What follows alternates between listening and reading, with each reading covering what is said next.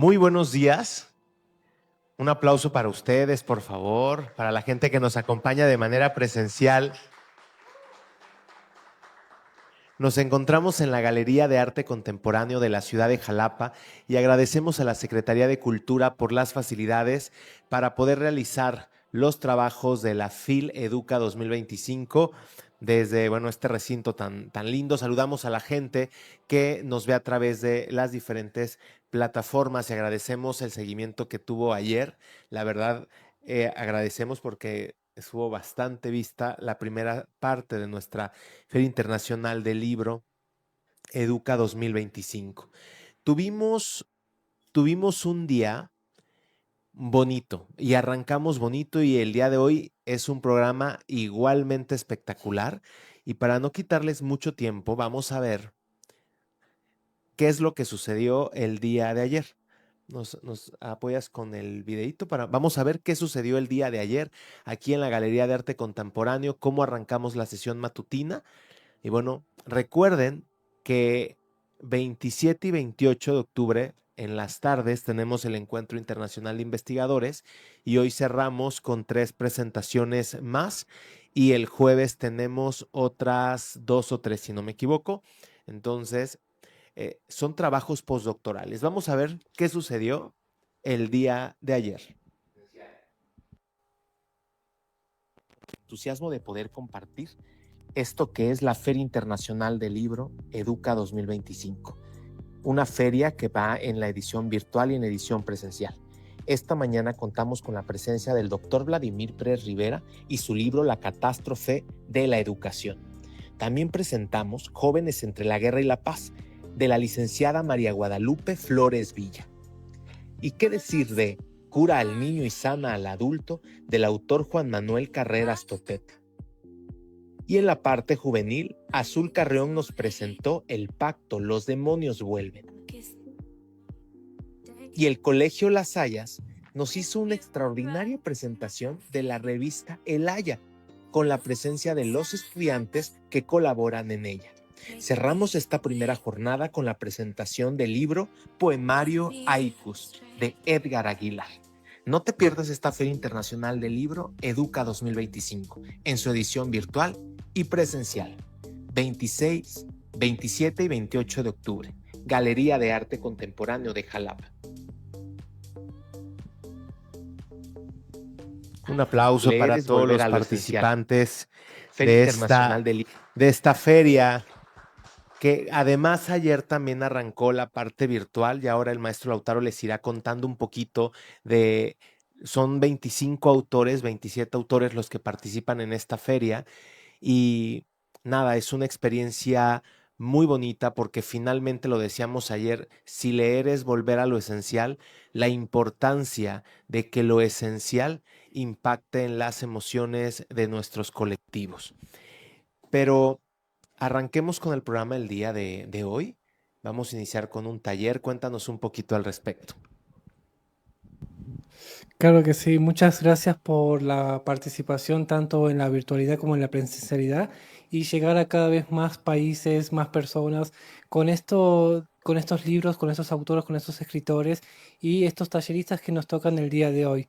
Hoy vamos a arrancar con un taller de la licenciada Felicita Castañeda que nos va a dar un taller sobre temáticas de teología y poder compartir un poco su visión y su presentaciones en el tema de estas experiencias y prácticas. También tenemos varios autores que hoy nos van a presentar sus libros, al igual que el día de ayer, y vamos a compartir con un cierre de un taller de cartonería con el licenciado Lara, que viene desde Huatusco para compartirnos un poco más de su libro y sus experiencias en la temática reciclado y arte y armado y maquetado de libros.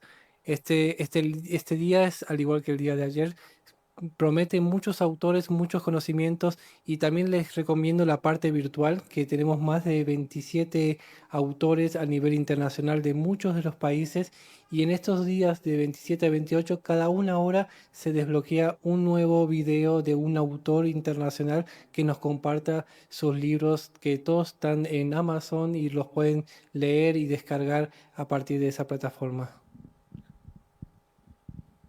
Así es, vamos a iniciar el día de hoy con un taller y posteriormente iniciamos con las presentaciones de los libros. Cada autor tiene 15 minutos para su presentación y 5 minutos si hubiese algún comentario de nuestro público. Y bueno, vamos a iniciar presentando a nuestra tallerista. Me voy a permitir leer su semblanza de la maestra Felicitas Castañeda Sánchez. Ella es licenciada en Informática y en Derecho, con más de 30 años de experiencia en análisis de información y una destacada labor en la defensa de los derechos humanos, especialmente la de niñas, niños y adolescentes. Ella es autora del libro Mi vida, mis decisiones, reconocido como bestseller en Amazon, y ella actualmente es embajadora de paz por la Armada Mundial de Paz México, dirige la Asociación Desarrollo Pleno y Seguro AC y conduce el programa radial Y los Menores que en Capel Radio. Hoy nos invita a reflexionar, imaginen ustedes, sobre la importancia del enfoque teleológico en la aplicación de los derechos humanos, y esto finalmente se convierte en una mirada que nos recuerda que detrás de cada norma debe latir un propósito, dignidad humana y en consecuencia el bien común. Vamos a recibirla con un gran aplauso. Ella es la maestra Felicitas Castañeda Sánchez.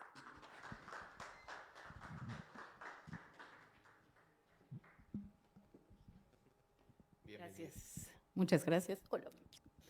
Gusto en verte. Bien, pues vamos a empezar con la presentación ahorita en 5 minutos, menos de 5 minutines.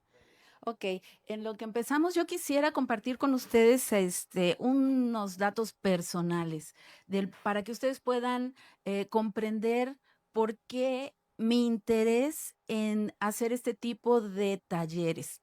Como bien lo dijeron, en el campo de la informática me he enfocado por más de 30 años al análisis de datos y de información en todos los niveles de la organización, desde el operativo, táctico y estratégico, a fin de que cada área o departamento pueda cumplir con el propósito de su creación a través del logro de los objetivos asignados. En el campo del derecho, me enfoco en la defensa y en la promoción de los derechos de niñas, niños y adolescentes. Y como directora ejecutiva de la Asociación Desarrollo Pleno y Seguro, nos enfocamos en el fortalecimiento del tejido social, en los 4 aspectos del desarrollo social sostenible: la salud, la educación, la cultura y las instituciones. Todo esto utilizando la ciencia como un hilo fortalecedor de la sociedad. Y bueno, dicho esto, los voy a invitar a entrar en el maravilloso mundo del análisis a través de esta presentación, la importancia del enfoque teleológico en la aplicación de los derechos humanos. Y aquí quiero hacer la aclaración porque a veces se confunde esto de teleológico con teológico, y son 2 cosas muy diferentes que las vamos a ver más adelantito. Y bueno, pues el objetivo de este taller es que ustedes puedan tener una visión clara de lo que es el enfoque teleológico y cómo va a permitir, va a facilitar una interpretación más justa, flexible y de acuerdo a los fines de los derechos humanos. Va a permitir esta interpretación de las directrices, de las normas, de lo que en donde se plasman los derechos humanos. Y bueno, para lograr esto, vamos a seguir los siguientes pasos. Para que se oiga mejor. Mucho mejor. Ok. Vamos a seguir los siguientes pasos. En primer lugar, la parte teórica. Vamos a ver qué son los derechos humanos y qué es el enfoque teleológico. Posteriormente vamos a hacer un análisis de un caso práctico que yo los voy a guiar. Por ahí recibieron ya unas hojitas y después vamos a hacer una dinámica grupal en donde ustedes me van a guiar a mí para aplicar esto que hemos aprendido. Y por último, pues vamos a ver qué es lo que nos llevamos de este taller. Bien, vamos a empezar con la... ¿Se me regresa? ¿O le están moviendo por allá? Ahora sí. Ok, vamos a empezar con la explicación conceptual. ¿Qué son los derechos humanos? Y ¿quién mejor que la Comisión Nacional de Derechos Humanos para que nos diga qué son, ¿no? Y vamos a pedir, ¿quiénes vinieron acompañados? Levanten la mano de este lado, ¿quién vino acompañado? Por acá, por allá vinieron acompañados, ok. De los que vinieron acompañados, esta persona que les acompaña, ¿tiene una voz fuerte y potente? Sí. Aquí, la acompaña ella tiene la voz fuerte y potente. Órale, pues, ¿sí alcanzas a leer esta parte de aquí o te puedes acercar? No hay problema. ¿Tenemos otro micrófono? No, ¿sí? Ok.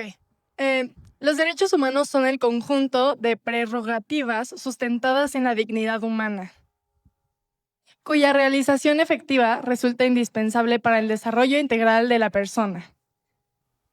Este conjunto de prerrogativas se encuentra establecido dentro del orden jurídico nacional, en nuestra Constitución política, tratados internacionales y las leyes. Bueno, esta es la definición que la Comisión Nacional de Derechos Humanos nos da de derechos humanos. Y entonces aquí aparece la palabra prerrogativas. ¿Quién de ustedes ha escuchado o sabe lo que es el fuero? ¿Alguien sabe lo que es el fuero? Ok. El fuero es lo que protege a un político de no ser juzgado. Exactamente. El fuero es una protección diferenciada de todo el pueblo, justificada. Entonces, ese fuero es una... Porque en la Declaración de los Derechos de los Niños de 1959 se establece el por qué es importante estos derechos y que tienen que ser diferenciados de los adultos, por lo que ya habíamos visto antes. Y dice que por su falta de madurez física y mental necesitan una protección especial. Y menciona quiénes son los responsables de hacer valer estos derechos de los niños, los padres, las madres, los educadores, el gobierno. Entonces, todos somos responsables de hacer valer estos derechos. Ahora sí, ya no, ahora sí, ahí. Ahorita ya no nos regresamos. Ahora sí vamos ya a hacer nuestra primer práctica. Para poder aplicar correctamente estas directrices de los derechos humanos, tenemos que hacer el análisis, el propósito, su razón, sus objetivos y espíritu con el que fue creada la norma, la directriz o el principio. Y vamos a ver la práctica 1. Ahí en la hojita que se les entregó, tenemos el artículo 1 que dice que todas las personas tienen derecho a la participación del gobierno. Y si nosotros aplicamos este artículo de manera literal, lo que va a suceder es que, por ejemplo, un chico, no sé, de 16 años, que es muy popular y que quiere ser presidente, dice, ¿saben qué? De acuerdo a los derechos humanos, artículo 21, yo puedo, pues ocupar un puesto de la función pública, porque dice que los derechos son para todos sin discriminación. Pero cuando nosotros aplicamos el enfoque teleológico, tenemos que tomar en cuenta también la parte de los derechos de los niños. Y en los derechos de los niños se considera que el niño, por su falta de madurez física y mental, necesita de protecciones. Entonces tenemos que identificar aquí el análisis del propósito de que ¿cuál es el propósito del artículo 21? De acuerdo a lo que vimos de los derechos humanos, es el progreso social y económico. Todos los artículos deben de contribuir a este derecho. Su razón de ser. Aquí lo marca el artículo en el punto 3. La voluntad del pueblo es la base de la autoridad y del poder. Tiene que ser democracia. Su razón de ser es aplicar la democracia. Su objetivo, garantizar que todos tienen las mismas oportunidades de un cargo público. Sí, tienen las mismas, pero no debemos de perder la protección que requieren los niños y de su falta de capacidad. O sea, aquí tenemos que analizar y entrelazar todo. Y el espíritu con el que fue creada esta norma, las personas que el pueblo elijan y que sean dignas de representar para lograr el progreso social y económico. Entonces, cuando nosotros analizamos y damos respuesta a estos puntos, es cuando entonces ya puede surgir una norma o una directriz que nos lleve a ese progreso social y económico que estamos buscando, que en este caso sería, por ejemplo, el artículo 82 de la Constitución establece quiénes son los que pueden ser presidentes o quiénes, en este caso es específicamente el presidente, ¿no? Y ahí especifica que debe ser un ciudadano mexicano por nacimiento, con pleno goce de sus derechos, hijos de padre y madre mexicanos, y haber residido en el país al menos durante 20 años. Y tenemos que debe de tener 35 años. Y bueno, hay otros características que debe de cumplir. Pero todas esas características deben de estar con base en ese análisis que se hizo. Y si alguna de las características pues no cuadra, entonces hay que corregirlo, porque lo que estamos buscando como sociedad es el progreso social, económico, sin dañar a las demás personas. Ahora, ¿qué es lo que pasa cuando hacemos una interpretación literal? Y ahí sí voy a necesitar que se presione, sí, presionar ahí. ¿Qué sucede cuando se hace una interpretación literal? Un clic nada más.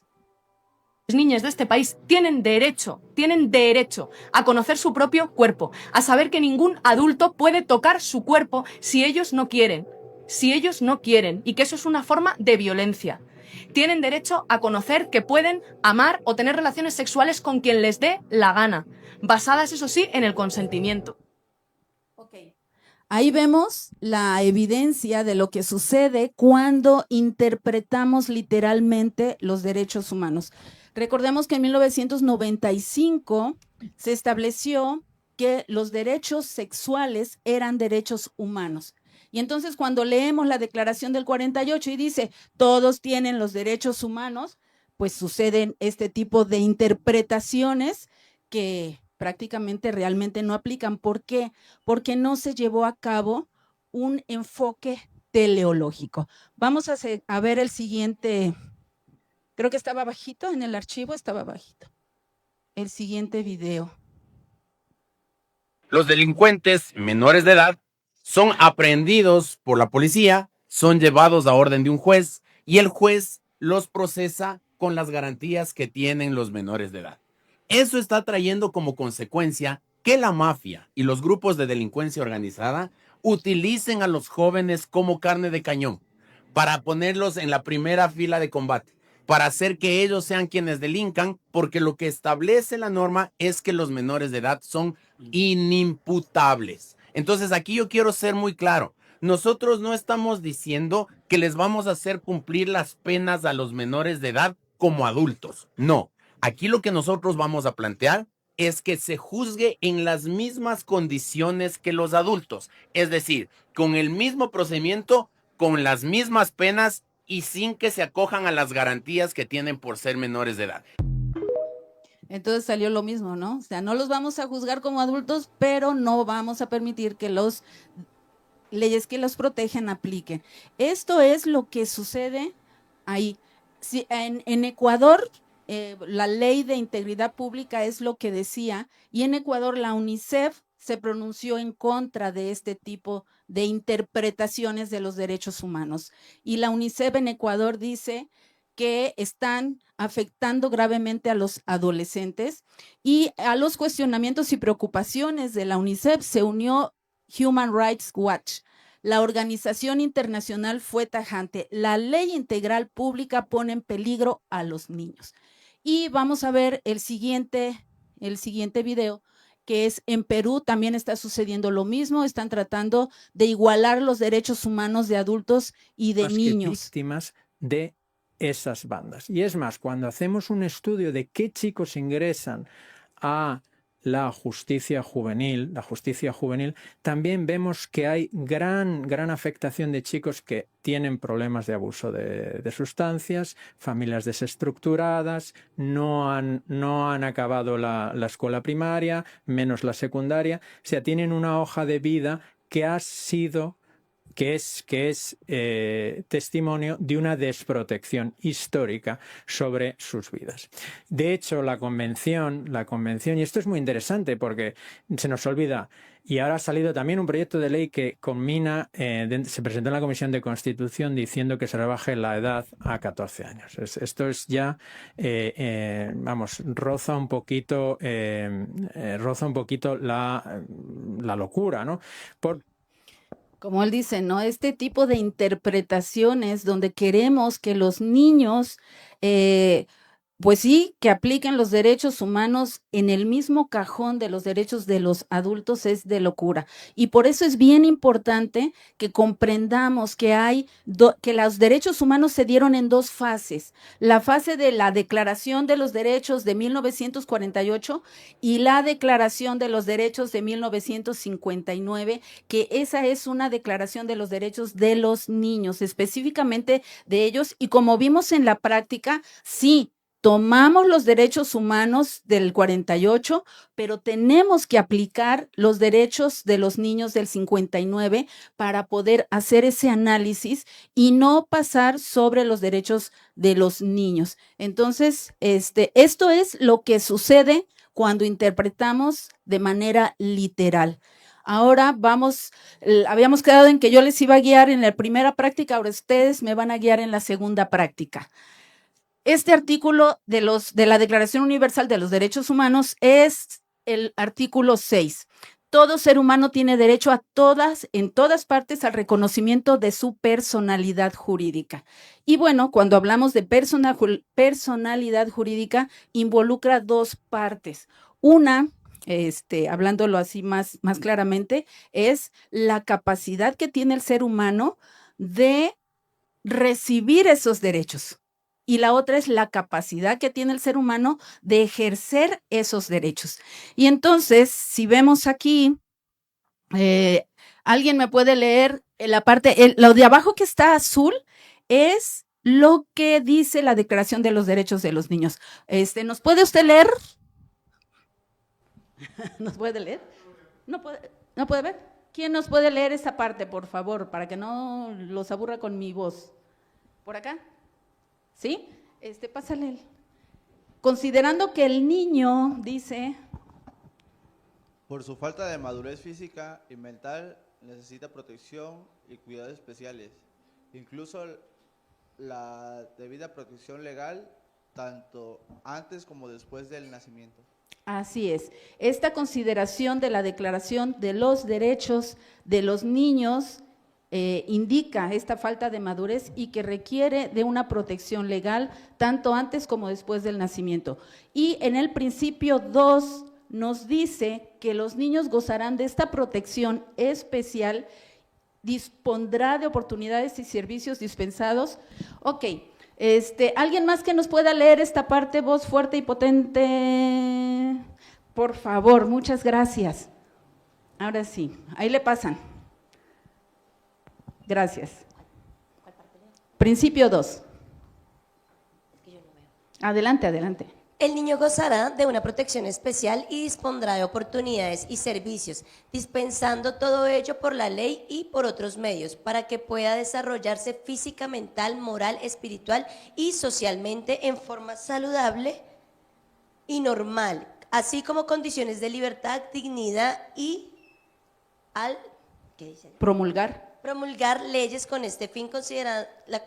La consideración fundamental atenderá será el interés superior del niño. Así es. En el artículo 2 nos habla de que todo lo relacionado que involucre a un niño, debe de considerarse el interés superior de este.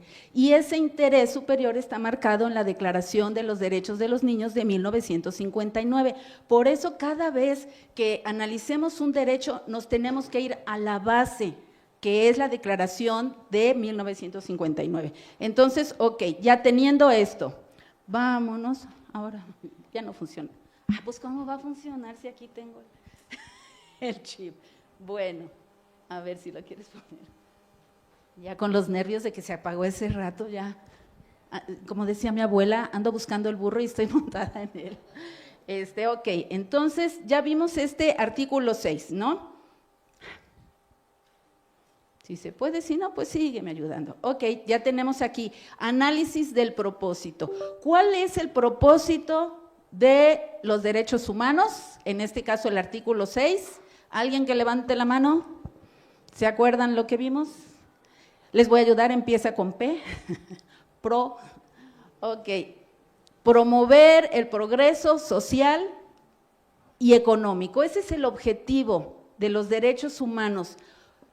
Es promover este progreso y los derechos humanos están ahí para que no abusemos de las personas. Entonces, nuestro objetivo es utilizando los derechos humanos para lograrlo. Su razón de ser, este artículo, ¿cuál es su razón de ser? A ver, ayúdenme. La primera vez yo los ayudé, ahora ustedes son los que me tienen que ayudar a mí. Bueno, ya les di otro punto. Todo ser humano tiene derechos. Esa es su razón de ser, el validar, el subrayar, el indicar, todos tienen derechos, porque estamos hablando de la personalidad jurídica, ¿ok? Ahora, ¿cuál es su objetivo? Garantizar que todos los aspectos de la vida del ser humano sean reconocidos y protegidos, porque eso es una de la esencia de los derechos humanos. ¿Y cuál es su espíritu? Sin importar la etapa de la vida en la que se encuentra el ser humano, se deben hacer efectivos sus derechos. ¿Ok? Ya analizamos este artículo. ¿Cuáles serían las directrices, las normas, los artículos que deberían de estar contenidos en la ley para poder garantizar este derecho humano? Lo tenemos tomando en cuenta esto que ya vimos, el artículo 22 del Código Civil dice que hay alguien más, para que no se me duerman, porque ya estoy viendo ahí ojitos. Otro que levante la mano emotivo para que pueda leer esta parte. Gracias. Le vamos a dar un premio por su participación. Gracias. Muy bien. Ahora, el artículo 2, ¿qué nos dice? Artículo 22. 22, perdón, sí. La capacidad jurídica de las personas físicas se adquiere por el nacimiento y se pierde por la muerte, pero desde el momento en que un individuo es concebido, entra bajo la protección de la ley y se le tiene por nacido para efectos declarados en el presente código. Ok, entonces este artículo, tomando en cuenta el análisis teleológico que hace del propósito, establece efectivamente el cumplimiento de ese derecho, porque está considerando tanto la Declaración de los Derechos Humanos como Derechos Humanos del 48, como la Declaración de los Derechos Humanos de los Niños, que es la del 56. Esta otra, este otro artículo 23, ¿nos lo puedes leer? ¿Nos puedes leer el artículo 23? Por favor. La minoría de edad. La minoría de edad, el estado de interdicción y demás incapacidades establecidas, es que no se ve, por las… ¿La ley? Por la ley. Por la ley son restricciones a la personalidad jurídica que no deben menoscabar la dignidad… ¿qué dice? De la persona ni… De la persona ni… Atentar. Ni atentar contra la integridad de la familia, pero los incapaces pueden ejercitar sus derechos… O contraer.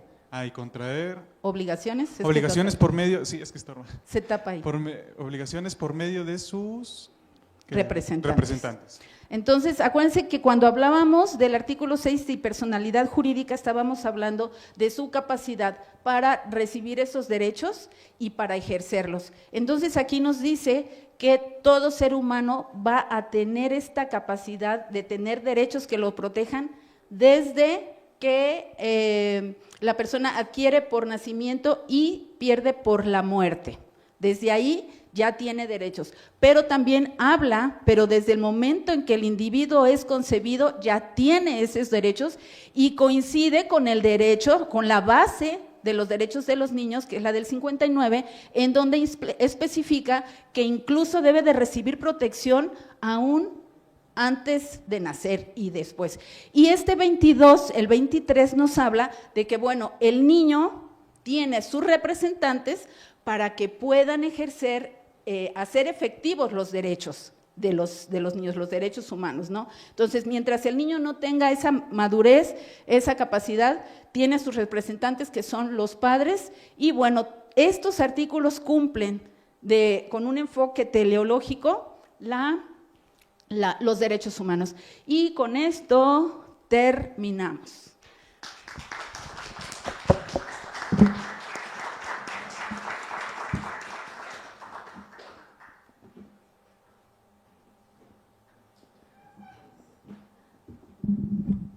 Muchas gracias, licenciada. Felicitas por este increíble taller sobre la importancia de los derechos humanos en muchos enfoques y cómo poder interpretar los derechos humanos.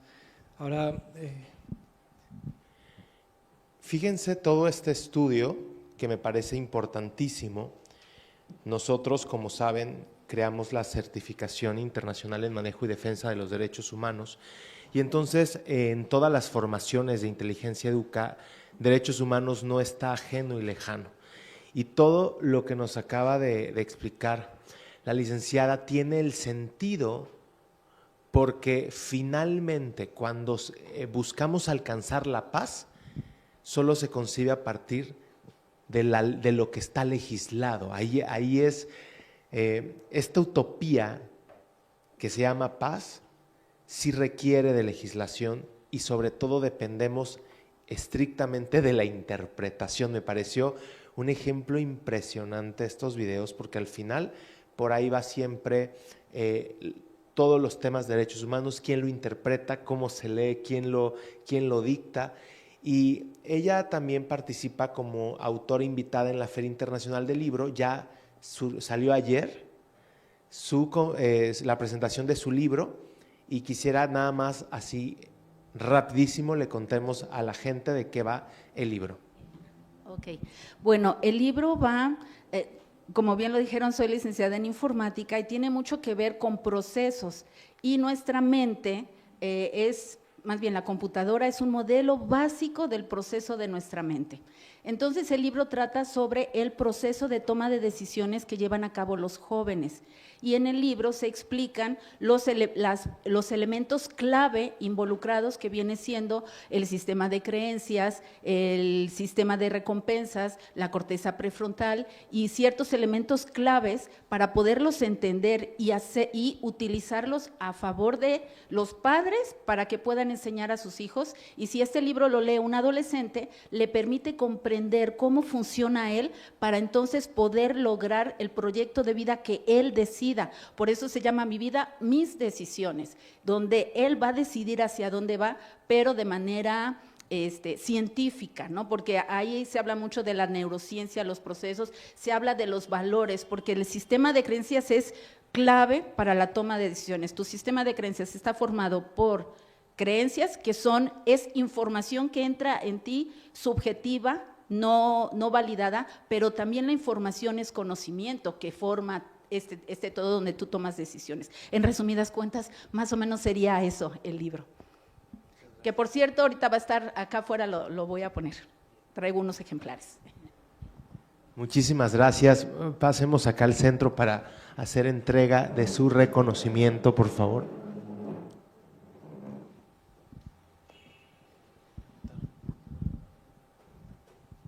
Entregamos este reconocimiento de aniversario a la licenciada Felicitas Castañeda Sánchez.